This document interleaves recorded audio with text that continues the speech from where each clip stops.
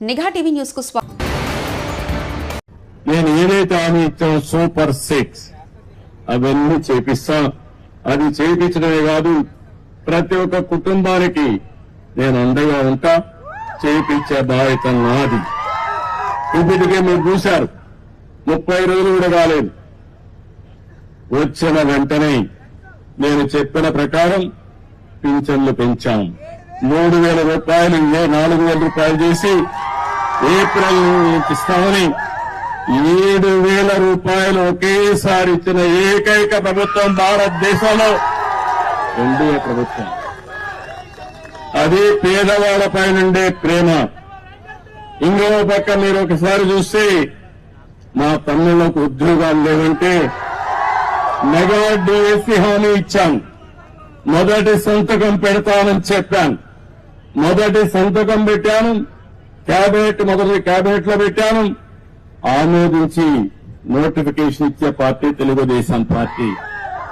మూడోది, మీ భూములన్నీ కొట్టేయాలనుకున్నాడు.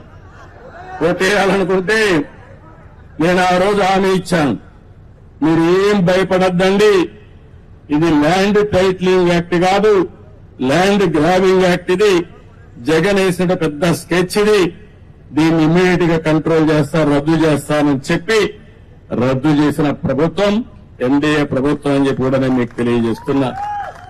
అన్నా క్యాంటీన్లు 180 క్యాంటీన్లు 183 ఉన్నాయి. ఆగస్టు 15 నుంచి ప్రారంభిస్తాం. పేదవాడికి అన్నం పెడతాం. పేదవాడికి అన్నం పెడితే సహించలేని మనస్తత్వం ఆయన పేరు కూడా నేను చెప్పకూడదు, ఇప్పుడు చెబితే చాలా చిన్నగా ఉంటుంది. అలాంటి వ్యక్తి వీళ్ళంతా సైకో. మా తమ్ముళ్ళు ఇంకా మర్చిపోలేదు. మర్చిపోతే భయంకరం. నేను మొన్న కూడా చెప్పా, నేను అందరితో మాట్లాడుతున్న ప్రపంచం అంతా, అందరూ మీరంటే మాకు అభిమానం ఉంది, మీ మీద నమ్మకం ఉంది, మేము వస్తా ఉంటున్నారు. కానీ మీ రాష్ట్రంలో ఒక భూతం ఉంది, మళ్లీ అది లేస్తే ఏమవుతుంది కాబట్టి అది కూడా ఆలోచించమని నేను చెప్పాను. ఆ భూతానికి భూత వైద్యులు చూసుకుంటున్నారు. శాశ్వతంగా ఆ భూతాన్ని వదిలించే బాధ్యత మా ప్రజానీకానికి అప్పచెప్పానని చాలా స్పష్టంగా చెప్పాను. ఆ భూతాన్ని పూర్తిగా కంట్రోల్ చేసేది భూత వైద్యులు మీరే, అది గుర్తుపెట్టుకోవాలి. అది కంట్రోల్ చేసి ముందుకు పోదాం. అదే సమయంలో మా తమ్ముళ్ళందరికీ, ప్రజలందరికీ మీ ఆదాయం పెంచే మార్గం, అదే నైపుణ్య అభివృద్ధి కోసం సెన్సస్ తయారు చేస్తున్నాం. అందులో ఏ విధంగా మీ ఆదాయం పెరుగుతుంది, యువతకు ఉద్యోగాలు ఏ విధంగా వస్తాయి, ప్రపంచం మొత్తం రాణించాలంటే ఎలాంటి నైపుణ్యం మీకు కావాలో అది ఇప్పించే బాధ్యత మాది. దానికి కూడా శ్రీకారం చుట్టామని చెప్పి కూడా నేను మీకు తెలియజేస్తున్నా.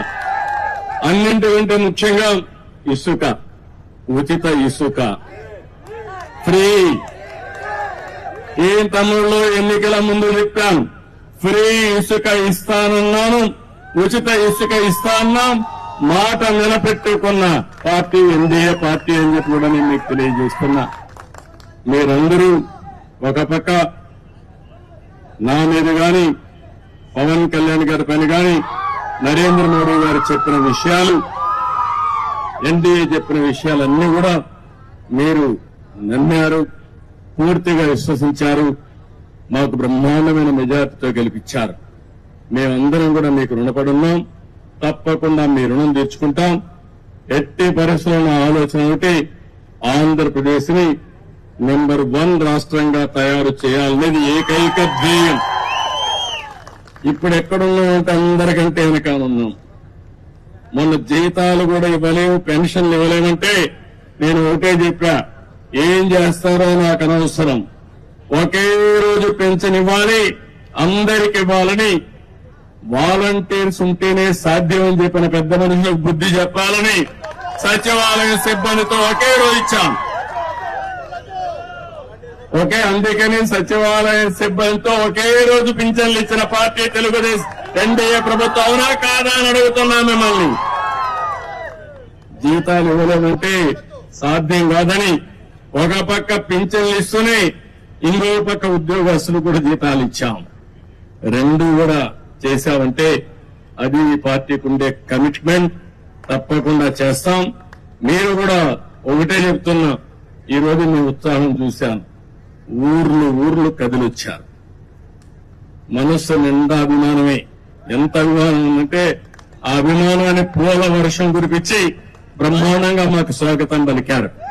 నేను మిమ్మల్ని కోరేది ఒకటే, మేము పనులు చేస్తాం. మీరు ఆలోచించి అవి ఇన్ని ఏ విధంగా అమలు చేస్తున్నాం చూసుకోండి. నేను చెప్పేది, మా నాయకులు చెప్పే మాటలు కూడా మీరు వినండి. ఇన్ని మీరు సహకరించండి. మీ యొక్క శ్రేయస్సే మా అభిమతం. దానికోసమే పనిచేస్తాం. ఏ పని చేసినా ఈ రోడ్లన్నీ చూస్తున్నా, ఏం చేయాలో నాకే అర్థం కావడంలా. ఆ గొయ్యల్లో ఎవరిని పూడ్చాలి? తమ్ముళ్ళు